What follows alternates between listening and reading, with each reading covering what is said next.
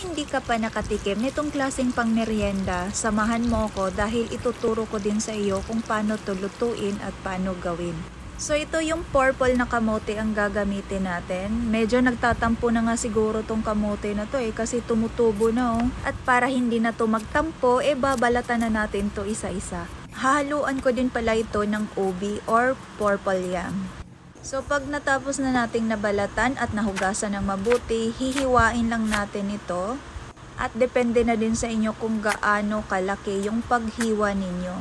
So pwede na natin itong ilagay sa ating steamer. At ito din pala yung purple yam na ihahalo natin sa kamote. So nabalatan na natin at nahiwa na natin. Siyempre nahugasan na din yan.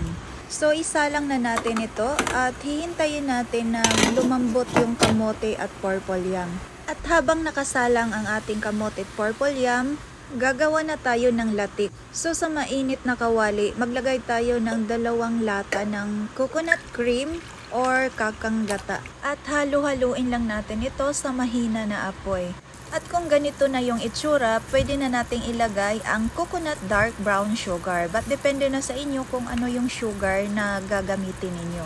Basta brown sugar lang talaga. At saka halu-haluin lang natin to ng mabuti. Kailangan ever now and then halu-haluin natin para hindi masunog. Maglagay lang pala ako ng pink Himalayan salt. Ito yung secret na ingredients ko.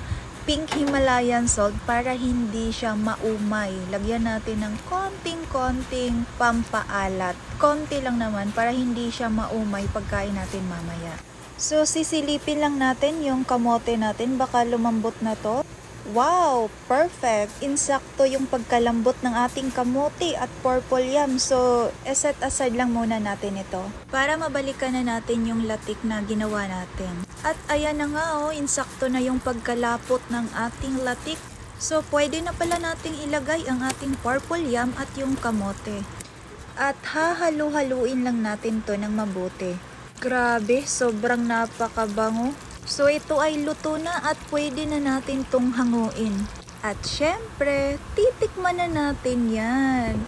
So kung hindi ka pa nakatikim nito, itry mo nang magluto nito tsak hindi ka mabibigo. Thank you for watching and God bless us all.